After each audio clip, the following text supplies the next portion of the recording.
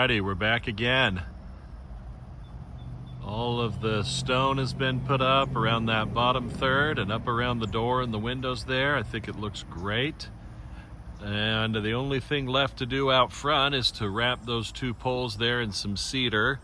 But the sidewalk's all done. And so hopefully before too long we'll have a parking lot out here between here and around the side here. Get rid of that dumpster. And let's go inside and see what the inside looks like. All right, coming in the side entrance again. We've got some sheetrock getting ready to go up here, it looks like. Got some insulation that we didn't have in before, so we're getting, looks like real close here to getting some walls put up here. Let's see, here's some more sheetrock here. More insulation on this side. Again, we got our duct worked up top here. Gonna follow that around.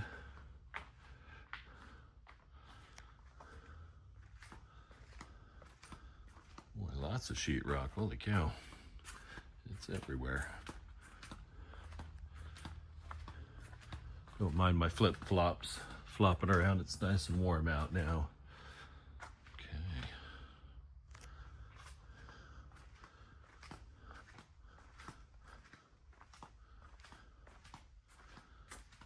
Okay, got more insulation here. Back in the lab. I think we're real close here. More duct work up top. I haven't installed the actual air conditioning unit yet, but I assume that's coming. I'm gonna have to squeeze through here. Whew, excuse me.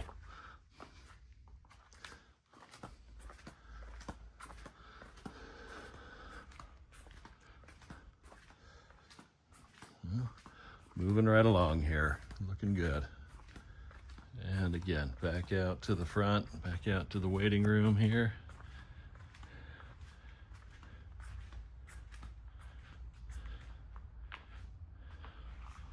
All right. Hey everyone, welcome back to the Handpiece Less Traveled. I'm Dave. Appreciate you checking in on the video today. Again, sitting in the waiting room of the will-be new office. I'll attach kind of an updated video of the inside and the outside here. We're getting real close. Outside's looking good, almost completely done out front. And then now it's time to start hanging some sheetrock and start framing it, or it's all framed out, but start kind of putting this together and making it look like an office. Shout out to the Savannah Bananas. If you've never been, top 5 sporting event I've ever been to. Phenomenal. I want to talk real quickly just about kind of the 3 career paths you have, or we have, as dentists. You know, kind of the pros and cons of each, and, you know, hopefully give you some food for thought about, you know, what you think will work best for you, or what you want to do. Obviously, the first path is to be a career associate, you know, work for somebody else. The beauty of being an associate is that all you have to worry about is doing the dentistry. You don't have to worry about payroll. You don't have to worry about scheduling. You don't have to worry about hiring, firing, taxes, you know, business practices, business models, rent, mortgage, building. You don't have to worry about any of that stuff. Supplies, lab bill.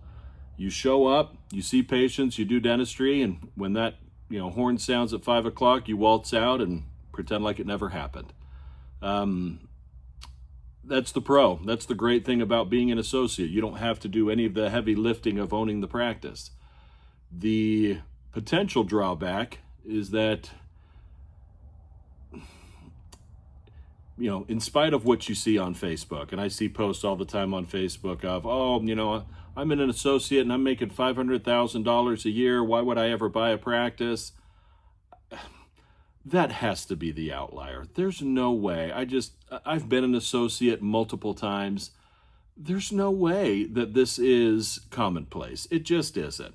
So either it's a humble brag from somebody who, you know, is maybe a superstar clinician, good for them, if that's the case, but this is absolutely the outlier.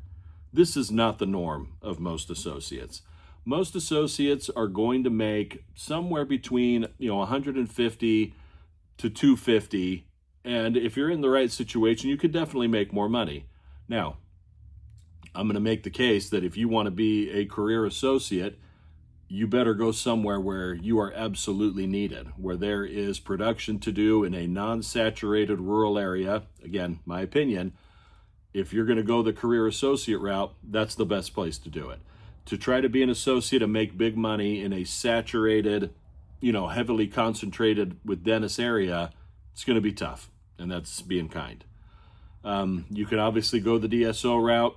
They're there to, you can set up shop there and just see patients if they've got enough patients for you, if they've got enough work for you, or, sometimes you end up doing more hygiene than you do restorative.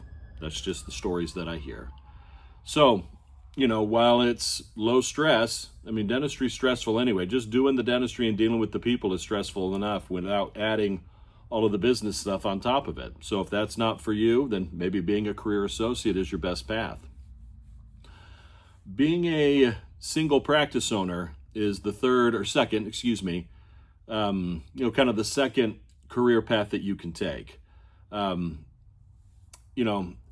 Owning a small business, because that's what it is, comes with a lot of headache. It comes with a lot of kind of learning on the fly, on the job, quote unquote, training. Nobody trains you how to do this. I know I hear this all the time. Oh, they should teach business classes in dental school. I can't believe they don't give them any business background. I think that's garbage.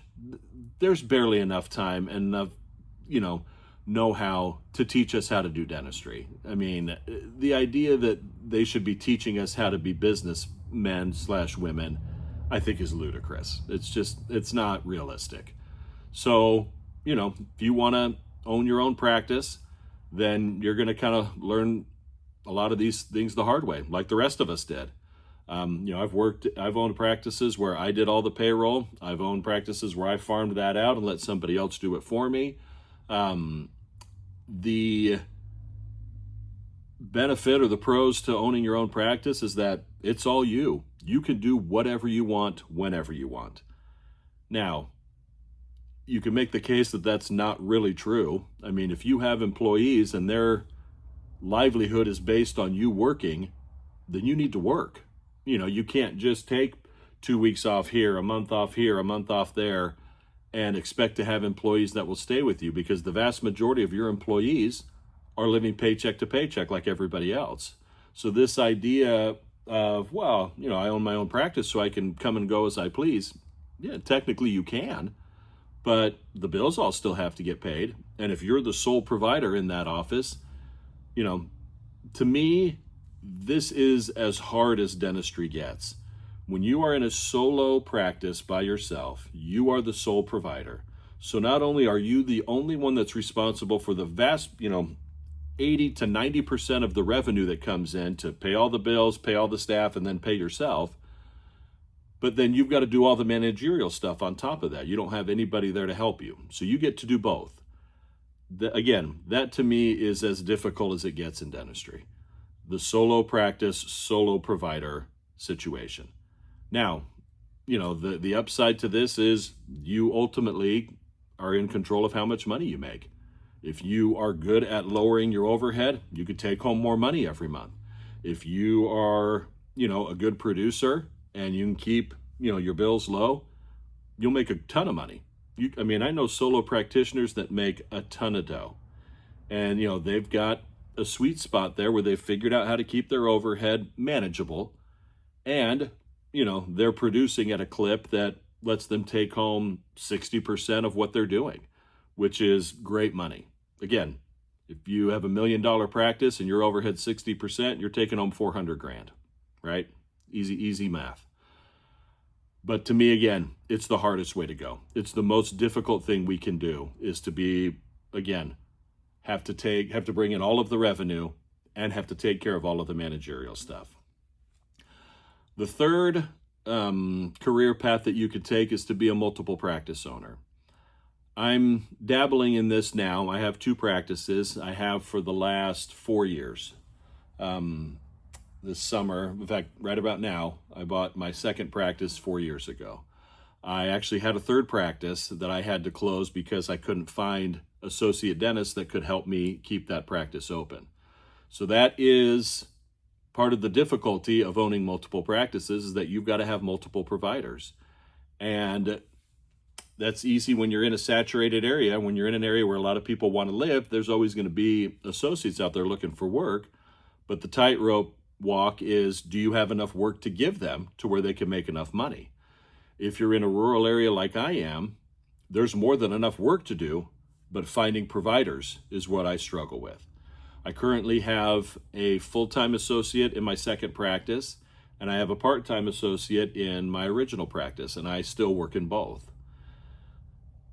Managing multiple practices is difficult if, again, you are the one that does the lion's share of the production, which in my first practice I do. In the second one, my associate produces more than I do because I'm only there a couple days a week. But I'm at a tipping point now where if I could add one more associate, then I might be able to practice less, see less people, maybe only clinically practice 3 days a week, and spend a couple of days of the week kind of getting my overhead under control. My overhead is crazy high. It drives me nuts. And I've worked in an environment where we had our overhead down to about 50%, but there were three of us working there. And, when you have more producers, it's easier to drive down that overhead because it stays, a lot of these costs are fixed. And even then, when you add providers, your lab will go up a little bit, your supplies will go up a little bit, your staff will go up a little bit, but they won't go up exponentially. They won't go up a third or a half, because even a provider can produce or outproduce those costs pretty easily. So, you can make the argument that being a multiple practice owner gives you more freedom than any of the other options. It also provides you the opportunity to make the most money, in my opinion. Now, this is all predicated on having the manpower to be able to produce and work in those practices. If you have associates that are there doing, the bread and butter dentistry, then you might be able to be the guy that just comes in and sees bigger cases, just places implants, all on fours, whatever it is you want to do, cosmetic cases, whatever. But that to me is the real holy grail of dentistry. It does require a lot of work. It does require a lot of kind of outside of the office work. But again, if you've got associates that are there, then you'd only have to see patients in the morning, let's say. I would love a schedule where I worked 4 days a week and only saw patients from 8 till 1, and then spent my afternoons, taking care of bills, taking care of hiring, firing, all the managerial stuff that comes along with owning a practice or owning multiple practices. Marketing, doing some other things that would allow my practices to grow. Again, you go back to that second model of I'm the only provider and I'm the sole manager. It takes up all of your time. And if you're real busy during the day, if you're producing a ton, you don't have time for the managerial stuff. You're just trying to keep your head above water. It's funny, the longer that I've done this, the more I think that, these guys are all superstars that can do this, that can manage multiple practices, that can, or, have a high producing solo practice. They must just be phenomenal at this, and I must be just missing the boat. Like, I just don't get how to do it. But the longer I do it, the longer I think that most of them are probably like me. I struggle with managing everything and trying to keep all the balls in the air. And I'm just kind of trying to get through that day, to be perfectly honest. It's like, my staff kind of joke, I wait to pay bills sometimes until I hear from, the debtor. It's like, hey, your electric bill is going to be due. We're going to shut it off. It's like, oh, must be time to pay my electric. So I pay it, And I'm not saying that's a good practice. It's not. But there's some months where it's like all I can do to keep my head above water is to get in and produce, take care of the stuff, put out the fires that I need to put out that day and, get to the next day. I'm to the point now where I have 15 employees, and well, that doesn't sound like a lot. Almost on a daily basis, somebody's got an issue. One of those 15 have something that I have to deal with. I got sick, my babysitter didn't show up, whatever it is. I've got to go to the doctor. I need time off. I need this, I need that.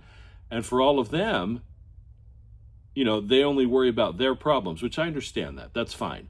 But for me, I've got to worry about all of their problems and my problems on top of all of it. So it can be very stressful. It can be very demanding, if you will.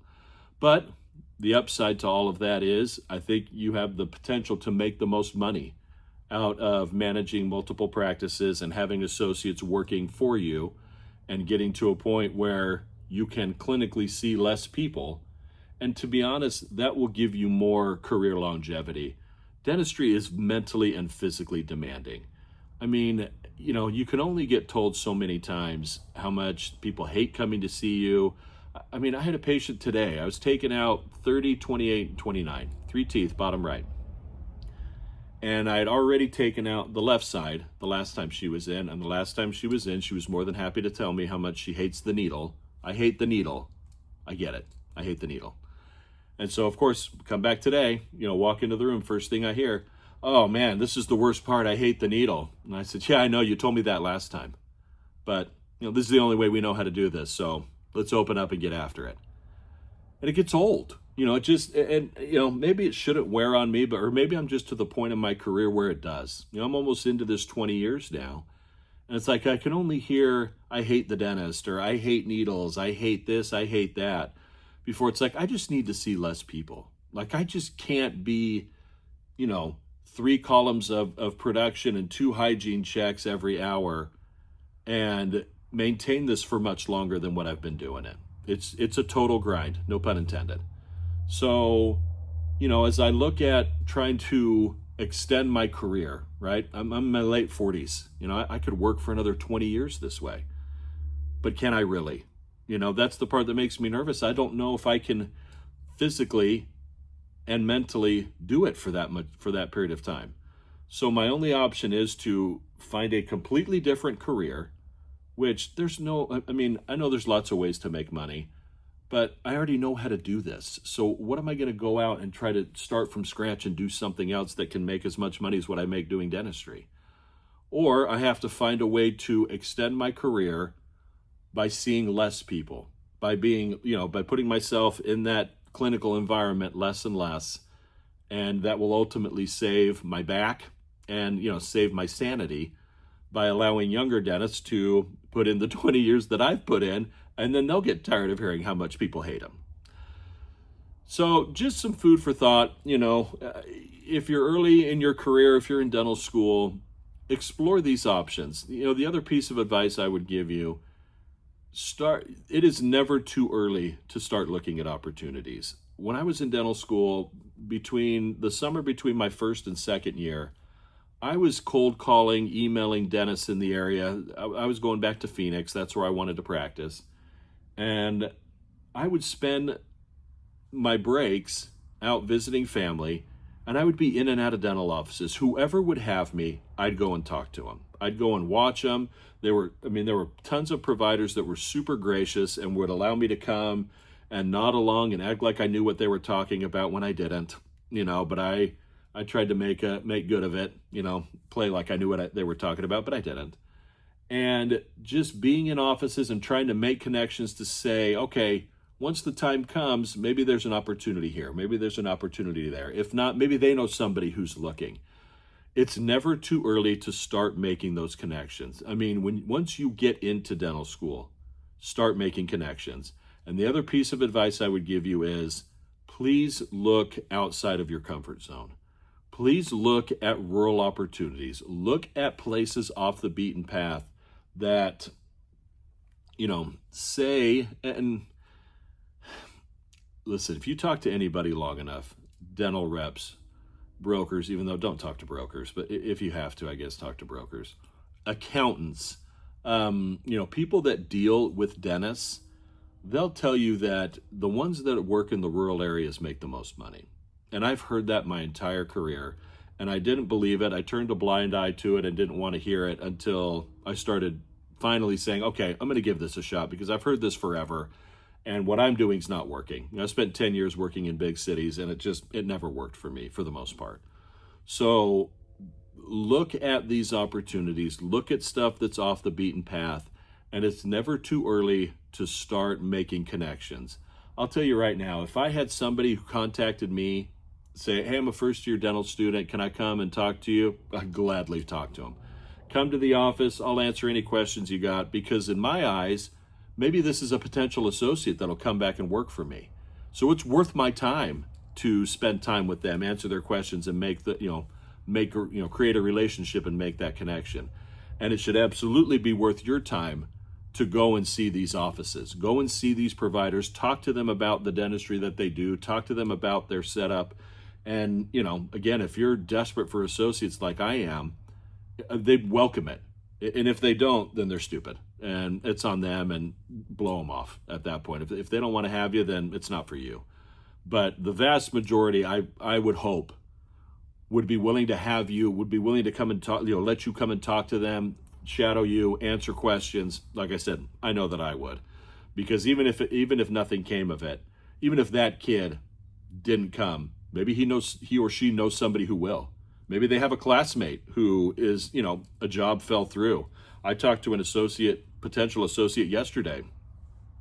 Again, we're in July 7th here, so we're beginning of July. He had a job all lined up and it fell apart. And that same thing happened to me. I mean, I was ready to buy a practice day one out of school. I bought a house, I was ready to go, and the guy backed out on me. I mean, within days of signing and selling, I had financing all done, everything was done. And so I've been there where all of a sudden the rug gets pulled out from under you and you're left holding the bag. You're like, crap, I mean, I've got a house, I've got kids, and I got no job. So if that person that comes to talk to you isn't interested, they might know somebody who is. So please put yourself out there. Please look at opportunities that are off the beaten path, because you might find that that's exactly where you need to be, that can give you the financial freedom that you got into dentistry to get. All of us got into this to make money, let's be clear. So why not do yourself a favor and explore those opportunities where you might be able to do that? Because I'll tell you right now, being in saturated, big cities, it's not going to get you there. That's my opinion, and I've done it. So look off the beaten path, do yourself a favor. Please comment, please like, reach out. I'd love to talk to you, whoever you are, wherever you are. Have a great day.